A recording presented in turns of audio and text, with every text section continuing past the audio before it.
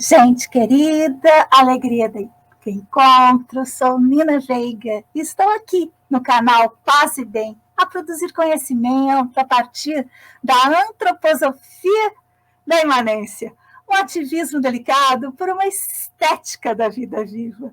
E hoje, hoje nós seguimos com a nossa série Antroposofia da imanência, ativismo delicado por uma estética da vida viva. E nós estamos na segunda temporada da série.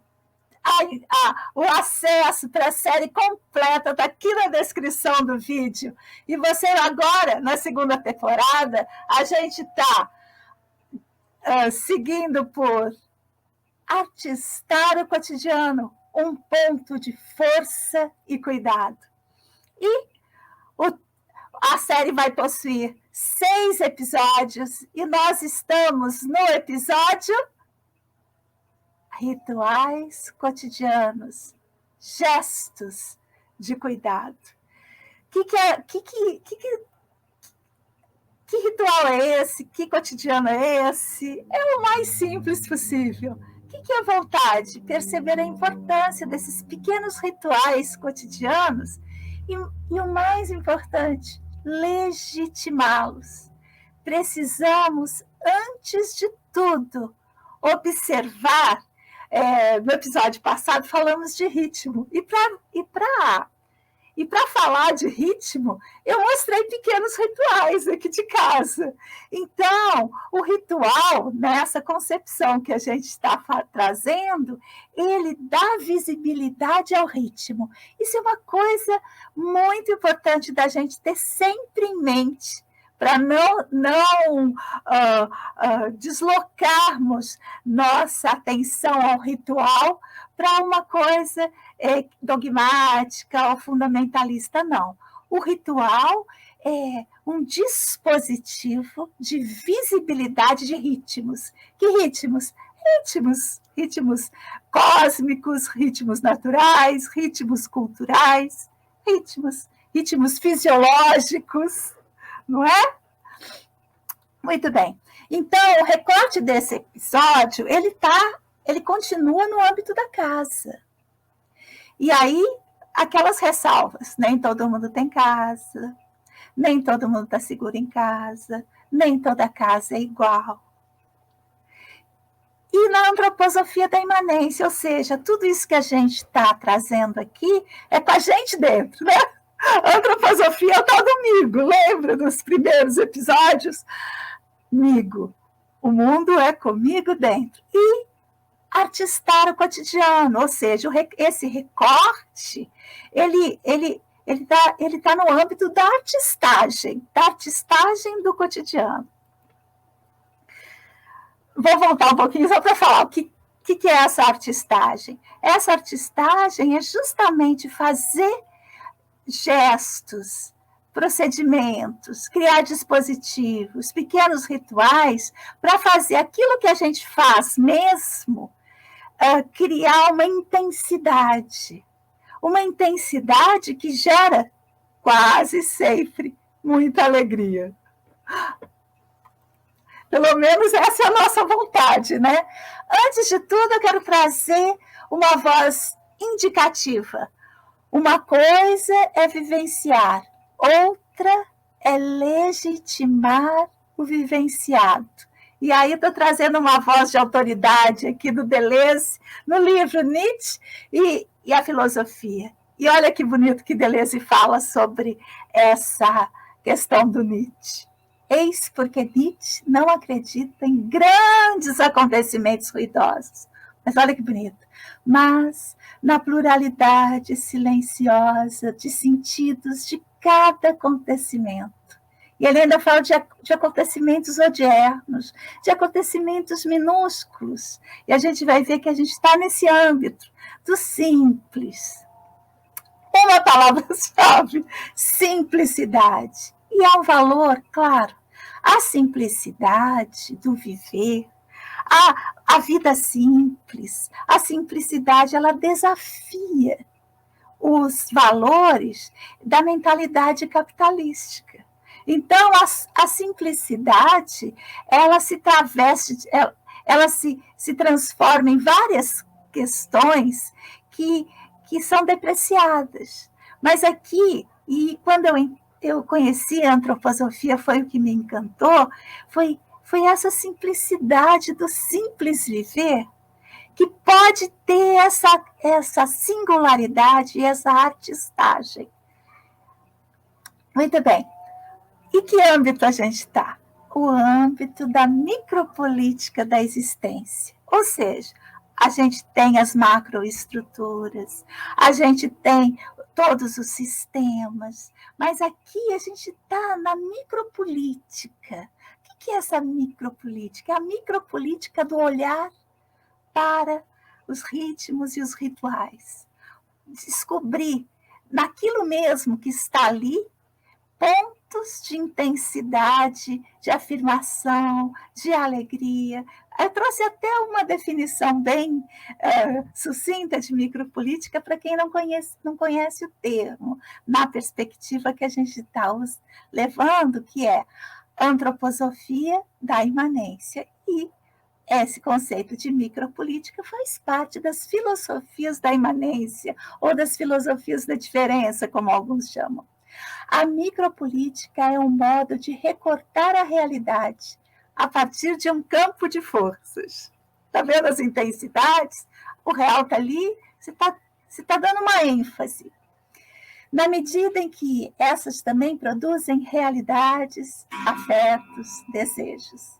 A micropolítica nos permite analisar cada saber, cada corpo, cada endereço, cada objeto, sob uma perspectiva de produção de realidade a partir de relações de poder, de relações de força. Ou seja, a vida está aí, mas a partir desse seu olhar, dessa sua perspectiva, desse seu recorte, essa vida mesma, que às vezes pode te apequenar, essa vida mesma pode produzir saúde, que é o que a gente está querendo, artistar o cotidiano para cuidado e saúde. Então, todo o nosso exercício aqui é perspectival, é cognitivo. Essa é a proposta da antroposofia e também das filosofias da imanência. Muito bem, uma lembrança importante. É importante perceber que os rituais ancorados nas culturas, independente do uso que a gente faz deles, a proposta da antroposofia é, através do elemento simbólico que esses ciclos têm, usá-los na manutenção da saúde, da salutogênese. Então, os rituais estão aí. Vamos pegar, por exemplo, o Natal. O Natal está aí. Se você é uma pessoa que curte o Natal ou que não curte o Natal está aí. Ele vai te atravessar. Então, a nossa proposta aqui é aproveitar esses atravessamentos culturais, naturais, para ser um gatilho para reflexão, para produção de saúde. Então, algumas tradições vivenciadas. Enquanto vivenciamos uma tradição, por exemplo, acabei de falar do Natal, percebemos os modos de fazê-lo no contemporâneo. Não podemos vivenciar o novo de modo velho. Ou seja, todo o exercício que a gente propõe é de singularização. Tá, tem o Natal, essa data que atravessa todo mundo, mas qual o seu Natal singular? O que te artista nisso? No que você se submete a uma prática tradicional? apenas vai seguindo, ou você transforma essa prática em algo seu significativo, que às vezes, gente, não tem absolutamente nada a ver com a tradição, mas usa os signos, usa os rituais, aproveita, sabe? Fazer de qualquer coisa motivo de expressão. Se tem a data, aproveita, mergulha nela e procura singularizá-la. Então, queria trazer o Carências da Alma em nossa época, já está no nosso site, o caminho para o nosso site está aqui na descrição do vídeo, trazer sobre a questão do dogma. Por que eu vou trazer essa questão do dogma? Por quê? Porque muitas vezes, especialmente na antroposofia, a gente pega esses eventos naturais, esses eventos culturais, esses eventos que produzem rituais e pega eles sem singularizar, dogmaticamente. É assim porque sempre foi, é dado desse jeito, alguém pensou dessa maneira e eu apenas sigo. E a gente tem que combater demais isso. Então, diz o Rudolf Steiner nessa página 19. Ele fala assim: foi a força que elementos comuns foram espalhados entre os grupos humanos sob a forma de dogmas, princípios e conceitos religiosos. Foi a força.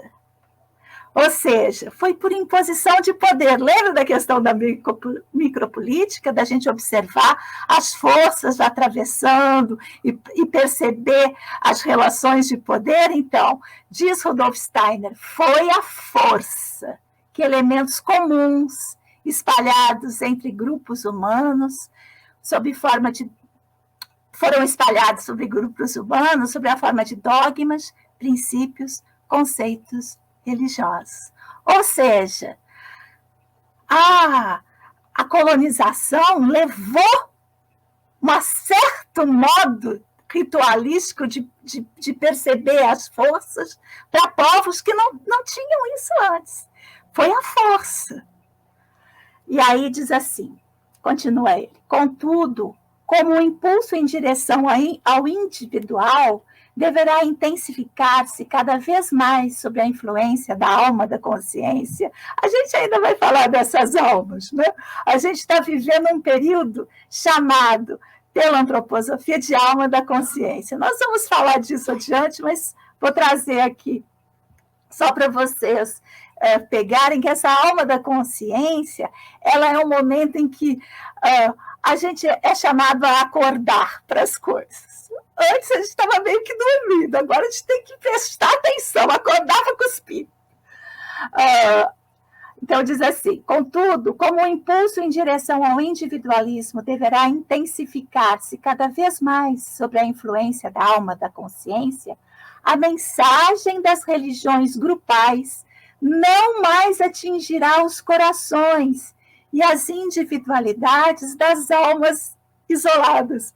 Por isso que eu estou trazendo essa proposta da antroposofia, que é individualizar aquilo que vem como tradição, como dogma, como ritual pronto.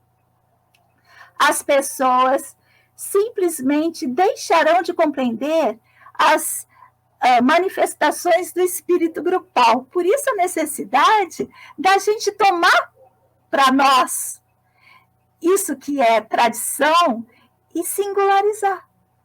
É preciso, continua Rudolf Steiner no mesmo livro, é preciso transcender o genérico, alcançando uma formação individual. Uma das tarefas principais da nossa era é o desenvolvimento individual de cada um. O que isso quer dizer? Que os rituais tradicionais precisam fazer sentido individualmente. E esse sentido nem sempre é coincidente com o sentido original. Uma afirmação muito importante, né? Porque aí a gente começa a falar de individual e acaba virando um individualismo. Não existe individualidade sem o social. Os modos de individuação sempre incluem coletivo. Então, esse modo de singularizar são processos de singularização. Quando cada um dá sentido singular, único, àquilo que é do coletivo. Mas o coletivo está junto. Uma intenção: abrir espaço reflexivo e perceptivo. É o que a gente está trazendo aqui o tempo todo. As épocas do ano colaboram para abrir esse espaço, pois a força do ritual pode ajudar a ampliar as sensibilidades. Então, quando eu participo de um ritual que acontece, eu vou trazer esses exemplos mais comuns: Natal, Páscoa, São João, primavera, né? Esses rituais, eles se repetem anualmente. E eles podem ser dispositivos para abrir esse espaço reflexivo e perceptivo. É disso que se trata a nossa proposta dentro da antroposofia. Uma importância que dá força ao abrir esse espaço. Um ritual criado por um mito, por exemplo, os mitos cristãos, né, dessas festas que são as mais tradicionais. Por que são as mais tradicionais aqui onde a gente está? Lembrando que a gente tem que sempre lembrar do nosso recorte geográfico, porque a colonização trouxe esses rituais hegemonicamente com eles.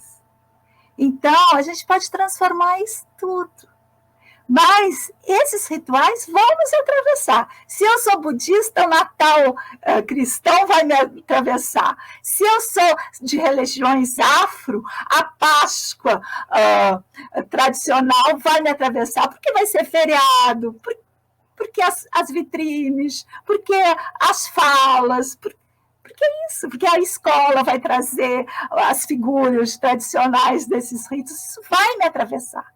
Isso pode me incomodar, eu posso resistir, ou eu posso aproveitar esses espaços para produzir a minha singularidade, produzir o meu jeitinho de fazer as coisas, de artistar as coisas, fazendo uma composição singular.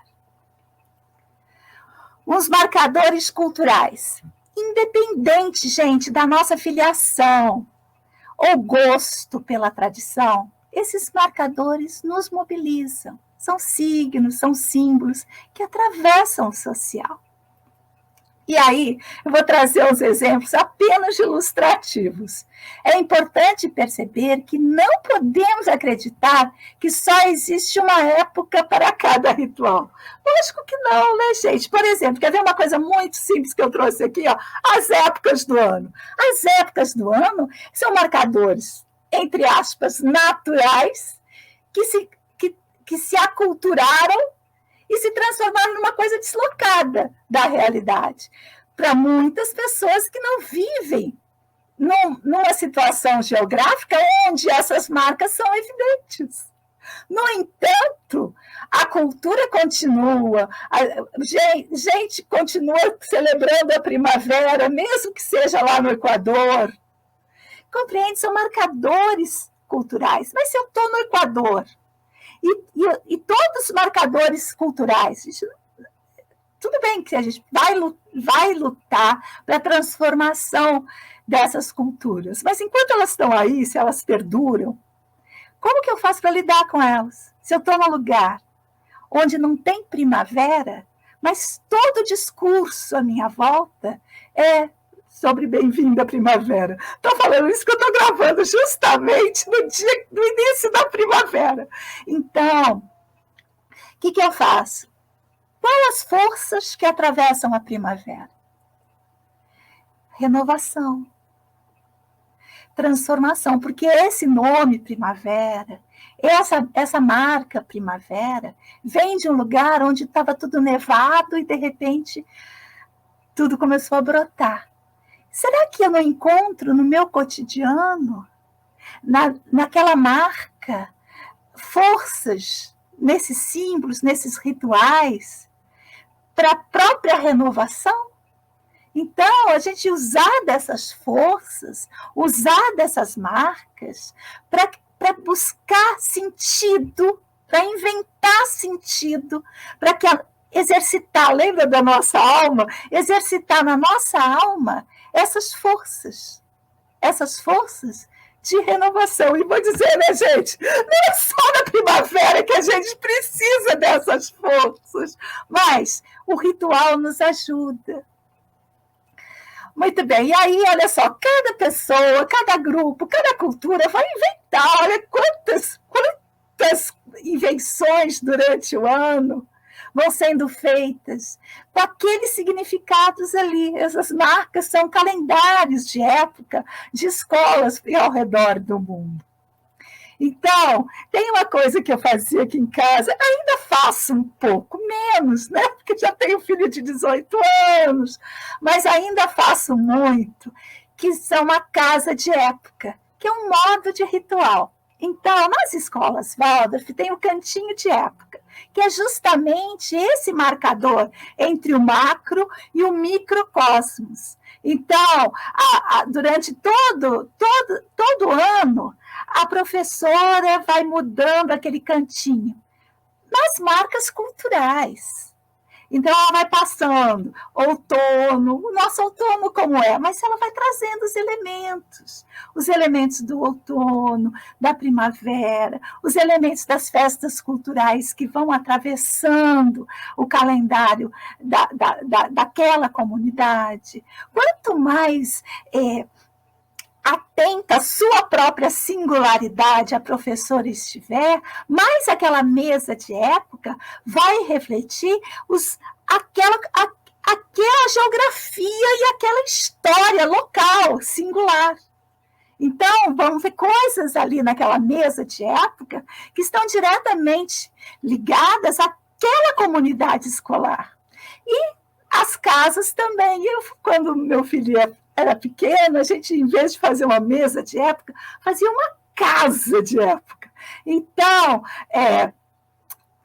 vou trazer aqui umas fotinhas. Então, tem época do ano aqui em casa, ainda tem. Agora caíram todas.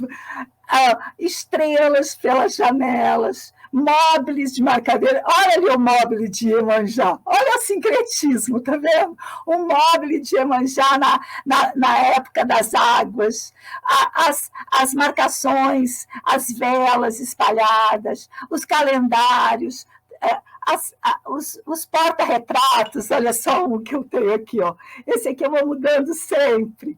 Então, são marcas, são rituais, até colocar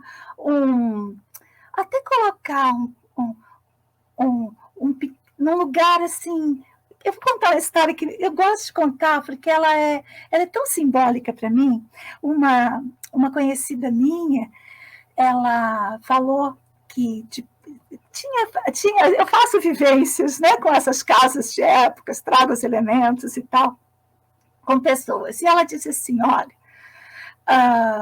o meu filho, quando casou, no discurso do casamento, ele trouxe uma fala que me surpreendeu. Minha colega, minha conhecida, falando.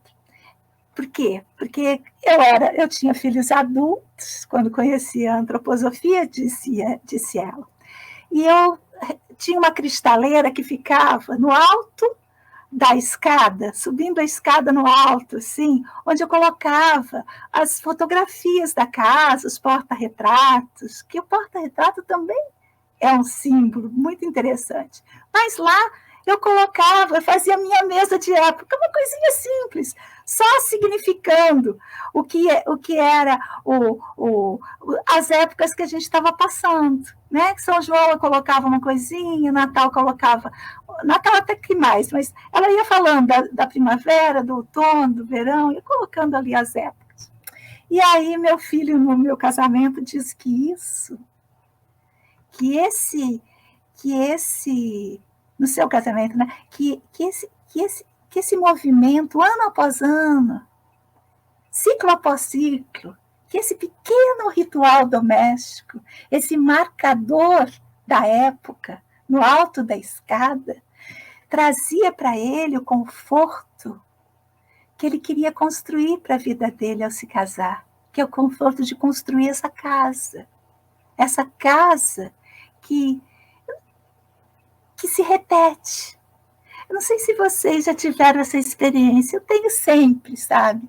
Que é assim, quando a gente está chegando no Natal, que a gente pega, tira as coisas do guardados para montar a árvore, para enfeitar a casa, dá um sentimento, não dá? Eu, pelo menos, sinto uma coisa, que é um passado, presente e futuro se unindo, assim. É um tempo dilatado. E nesse tempo dilatado, eu sinto que a gente tem o espírito dos rituais cotidianos. Então, é um pouco disso que eu queria tentar, né? Porque são coisas tão sutis, não é? Falar disso nem sempre é possível. Então, antes do verso, a organização do nosso estudo. Então, a primeira coisa, deixa eu pegar meu verso, que hoje ele está aqui.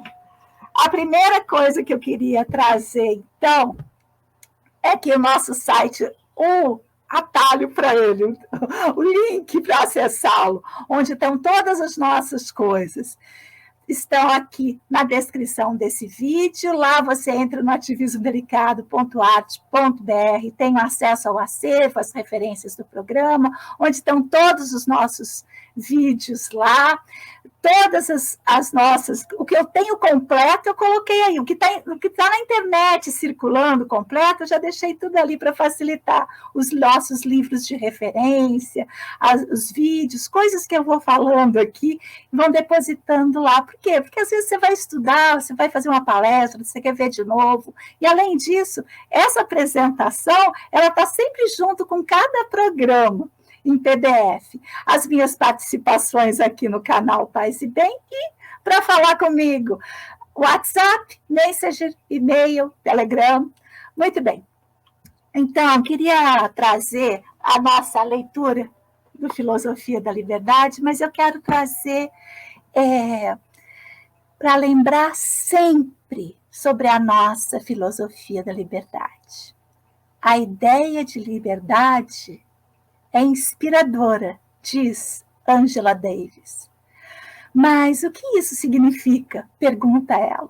Se você é livre em um sentido político, mas não tem comida, o que é isso? A liberdade de morrer de fome?